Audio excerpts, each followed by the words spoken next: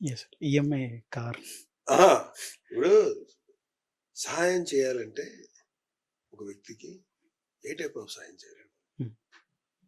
2 పూట్ల శుభ్రంగా తినగలిగేవాడు, రీజనబుల్ అవకాశాలు ఉన్నవాడికి నేను హెల్ప్ చేయను.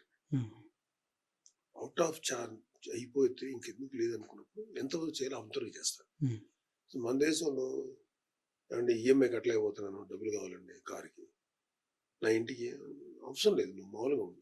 బయట చాలా ఆపర్చునిటీస్ ఉంది కదా సార్ ఎర్న్ చేసుకోవడానికి. చేసుకోవచ్చు కదా! ఇప్పుడు అలా కాదు. నేను ఎలా ఆలోచిస్తానంటే, నేను లైఫ్‌లో చాలా కష్టాలు పడ్డాను. హ్మ్.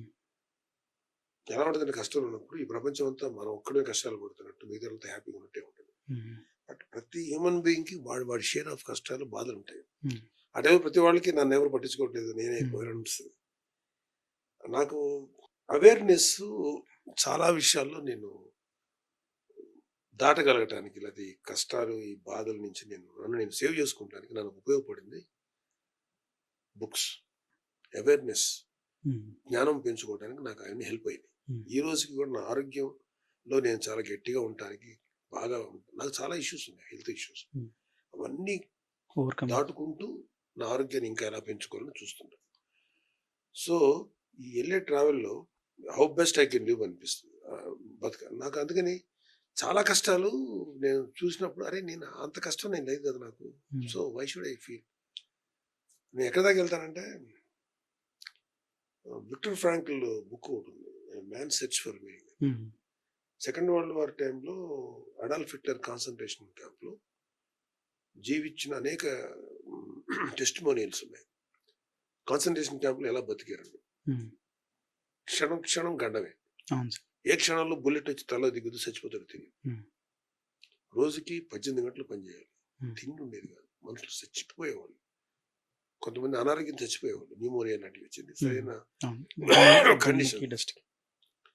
అది ఆలోచించిన తర్వాత నేను ఎంత హైయెస్ట్ కష్టంలో అంతకన్నా కాదు కదా అనిపిస్తుంది. అదేవిధంగా ఇవాళ మీలాంటి వాళ్ళు అలాంటి చూసి ఈ వీడియో చూస్తుంటే సమ్ ఆఫ్రికన్ కంట్రీస్‌లో ఉండే కరువు, లేతే ఇప్పుడు కొన్ని ఆఫ్ఘనిస్తాన్ లాంటి దేశాలు హ్మ్. ఎలా బతుకుతున్నారు మనుషులు, వే ఆఫ్ లైఫ్ ఎట్లా ఉంది, వాళ్ళ కనీసపు తిండి ఎలా ఉంటుంది, అవి చూసిన తర్వాత నాకు అనిపిస్తుంది అంత కష్టపడతలేదు ఇండియాలో. ఈవెన్ అడుగు తినే వ్యక్తి కూడా అంత కష్టాలు లేవు.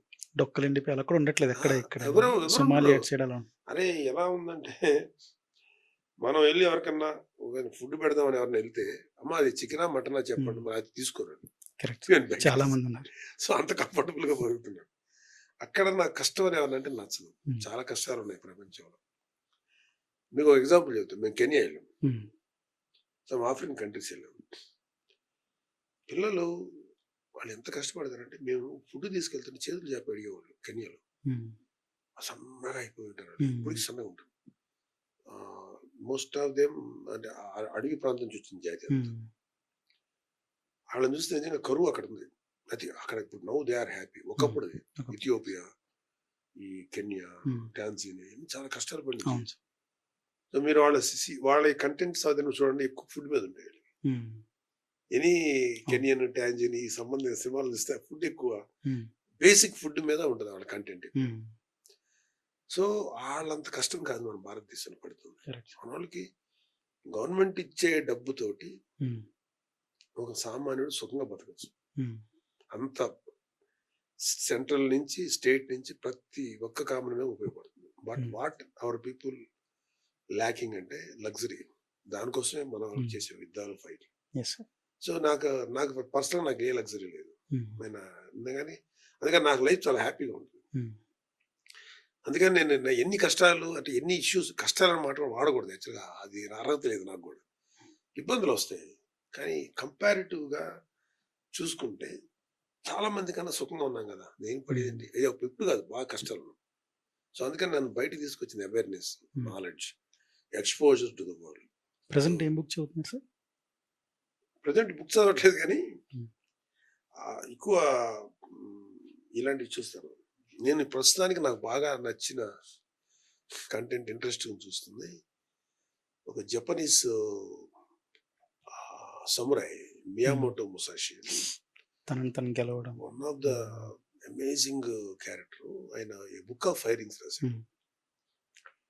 ఒక మనిషి ఎలా బతకాలి అనేది రాశాడు. దాని మీద చాలా వీడియోస్ ఉన్నాయి. హ్మ్. ముసాషి, మియామోటో ముసాషి అని హ్మ్. యూట్యూబ్ అవును. గురించి వస్తాయి. అవి ఎక్కువ చదువుతాను. హ్మ్. సో అది నాకు చదివిన తర్వాత I felt is greatest philosopher, hmm. Greatest warrior.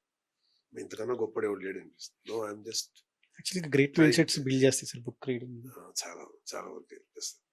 So నాకు ప్రాక్టికల్ ఫిలాసఫర్ ఆయన హ్మ్. హ్మ్. మియామోటో ముసాషి. ఆయన చదువుతున్నాం. ఓహ్! మా వాళ్ళందరితో అది చదివిస్తుంటాం.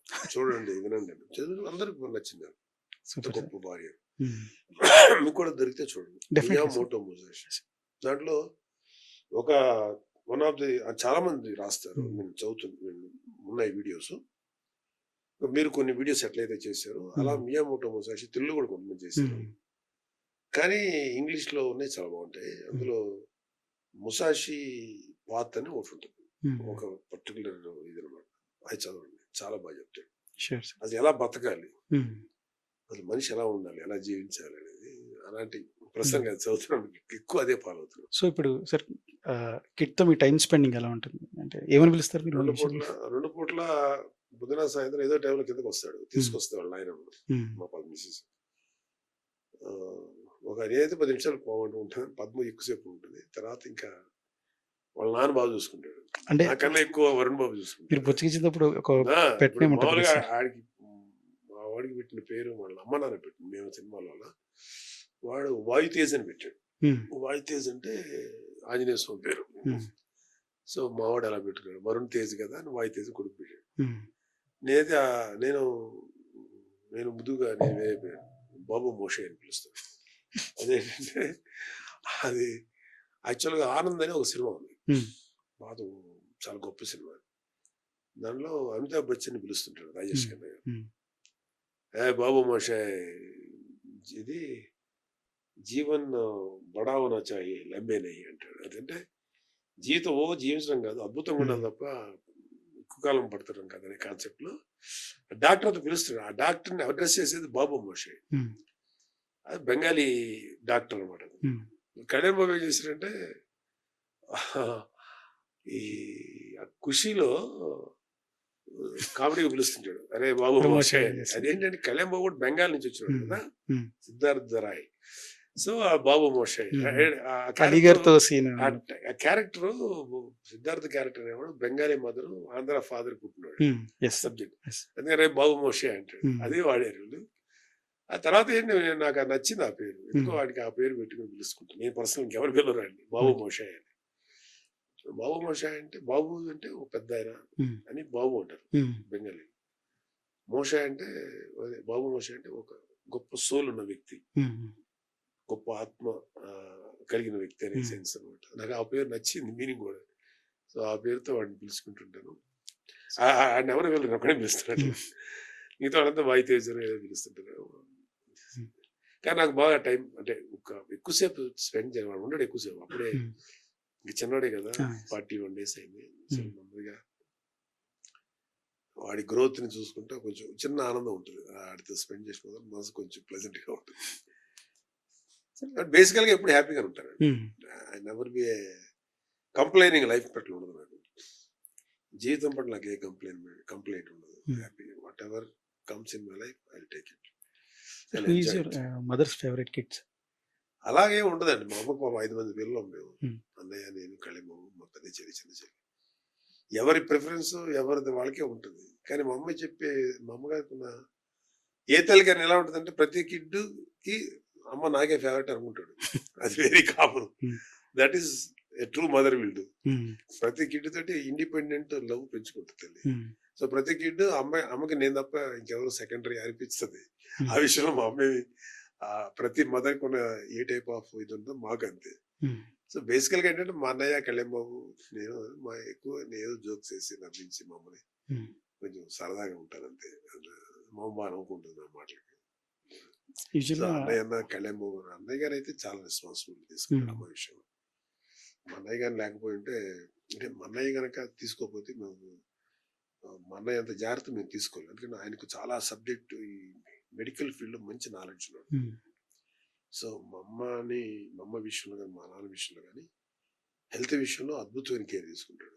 పర్సనల్ తన దగ్గరే పెట్టుకొని చూసుకుంటాడు. సో ఆ విషయంలో మేము మా మీద చాలా మా షోల్డర్ మీద చాలా రెస్పాన్సిబిలిటీ అన్నది తీసుకున్నాడు. సో మేము రిలీజ్ చేయగలిగి మా అమ్మని సంతోషంగా ఉంచడం అంతే. అది మేము చేస్తాం.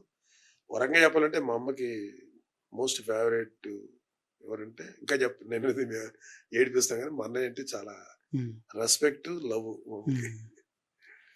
కళ్యాణ్ బాబు అంటేనేమో ఆఖరి కొడుకు కదా, ఆడు పెట్టు కళ్యాణ్ బాబు. నాకుండే రెస్పెక్ట్ నాకుండేది.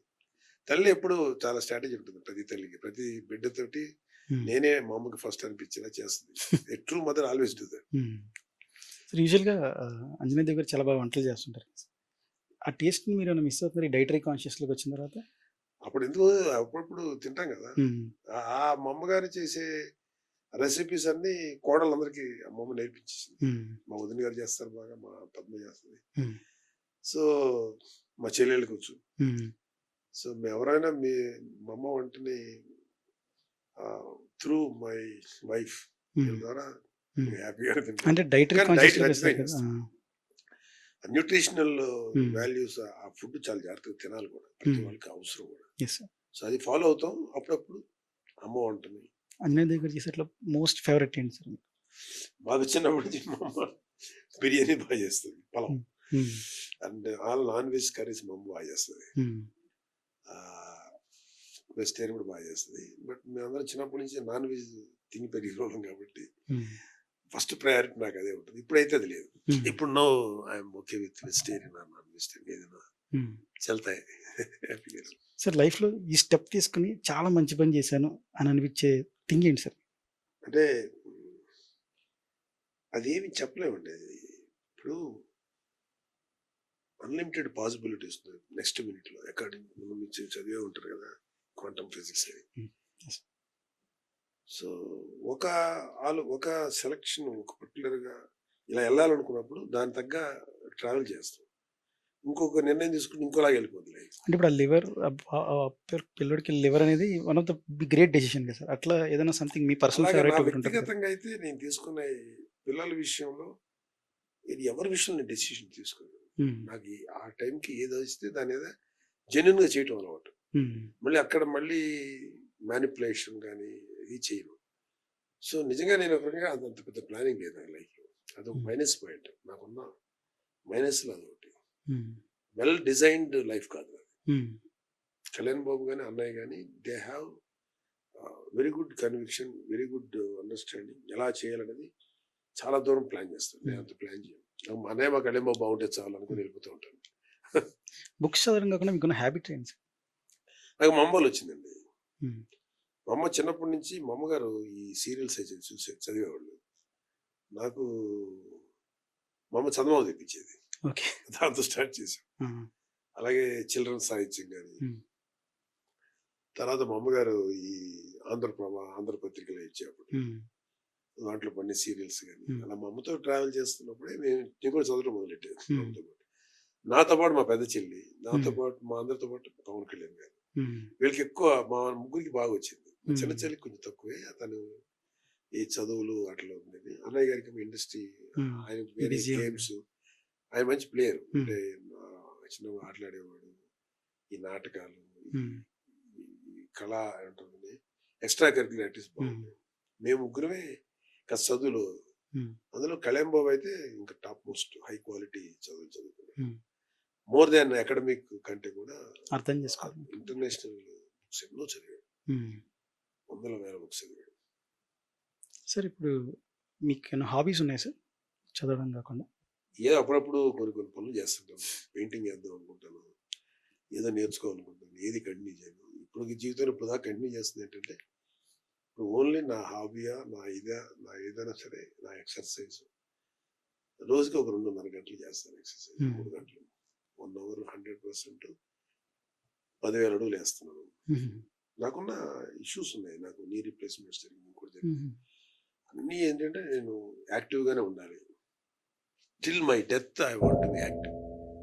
అది నాకు, దానికోసం ఆ భయంతో చాలా జాగ్రత్తగా ఉండాలని. ఇప్పుడు కన్సిస్టెన్సీ లైఫ్ లో అంటే ఈ ప్రాసెస్ లో కన్సిస్టెన్సీ చాలా చాలా చాలా కష్టం. మోస్ట్ డిసిప్లిన్ అండ్ కన్సిస్టెన్సీ చాలా ప్రిడామినెంట్ రోల్ ప్లే చేస్తుంది. ఇది 2 ప్రాక్టీస్ చేశాను. అంటే బద్ధకంగాని రెస్ట్ తీసుకోవాలని ఎప్పుడన్నా అలా అనిపించలేదా సార్? అది ఒకప్పుడు ఉండేది. హ్మ్. ఒక 5 ఏళ్ల నుంచి అయితే అసలు ఔట్ ఆఫ్ దట్ హ్మ్. థాట్.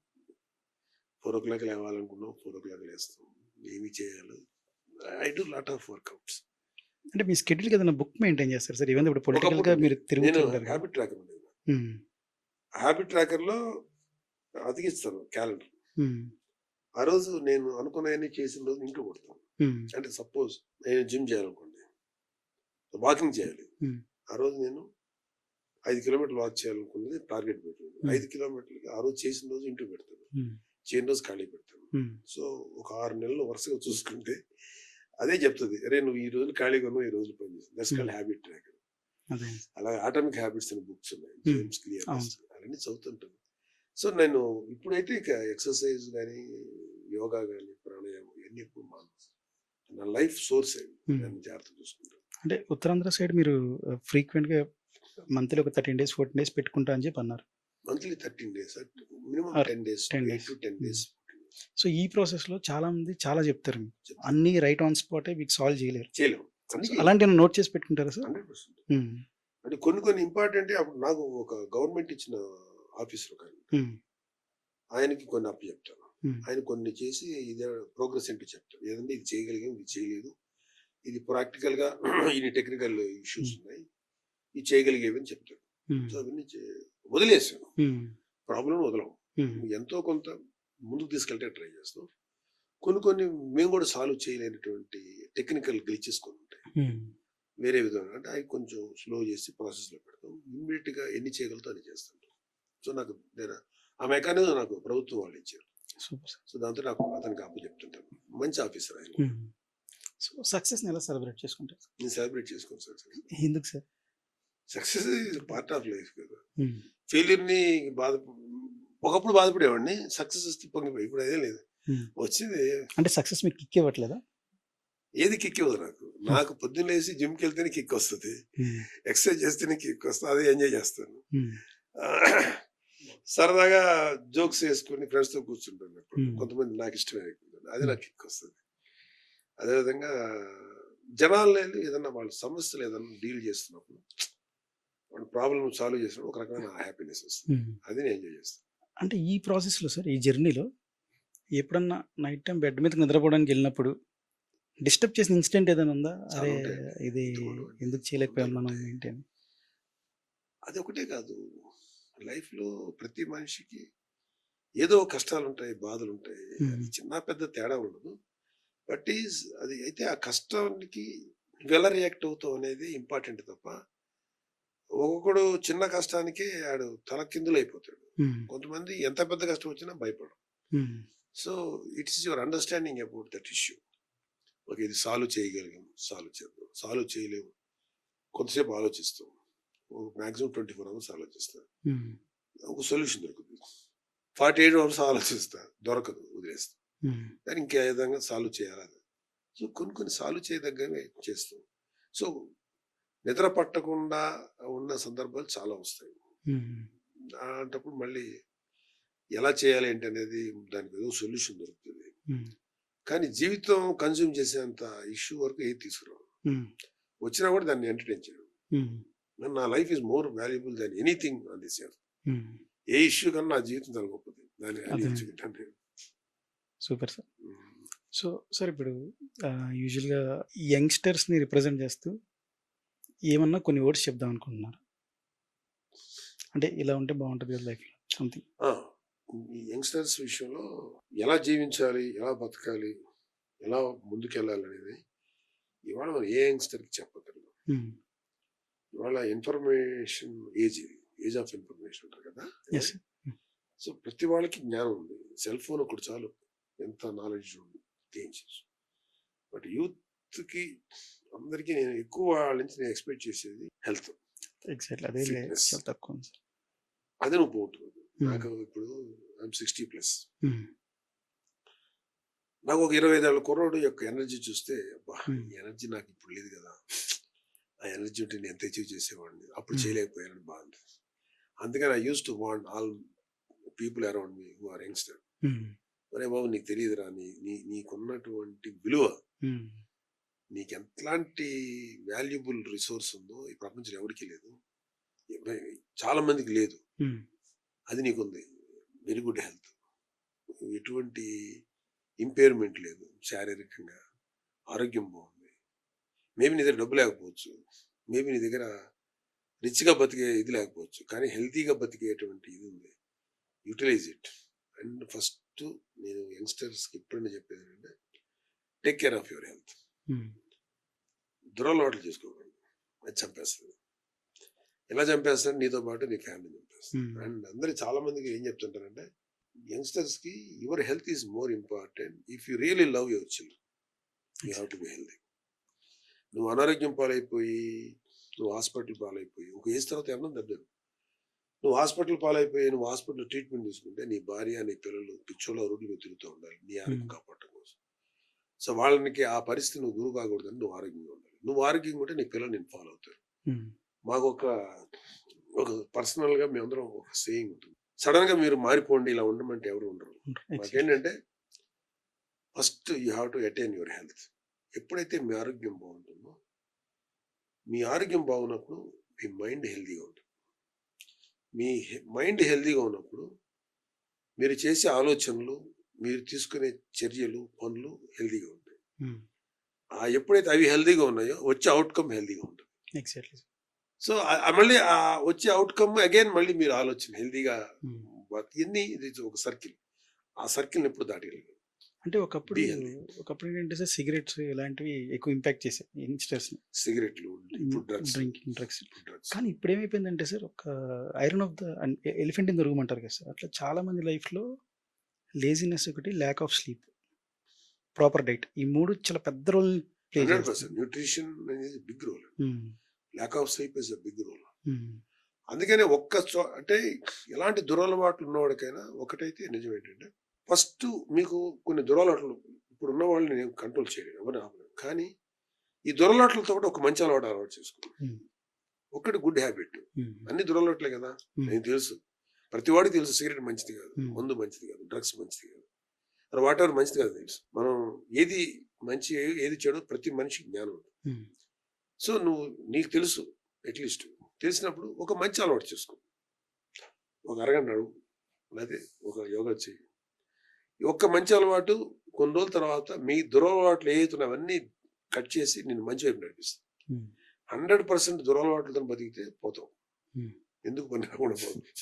అండ్ ఈ డోంట్ నో ఎలాంటి ఒక యూత్ అనేది, యవ్వనం అనేది ఎంత ఎనర్జెటిక్ గా, ఎంత అద్భుతమైనటువంటి అవకాశం అది. మీకున్న ఎనర్జీ నాకు ఉండదు. ఇలా ఎంతో మంది యంగ్స్టర్స్ ఉన్నారు, ఎనర్జీ నాకు ఉండదు. ఇప్పుడు అబ్బాయి నిలబడి ఉన్నాడు అంతసేపు, నేను నిలబడలేను అంతసేపు. So utilise that. దాన్ని నువ్వు దురలవాట్లకి ఆటికి వదిలేసేస్తే లైఫ్ ఈజ్ వేస్ట్ కదా.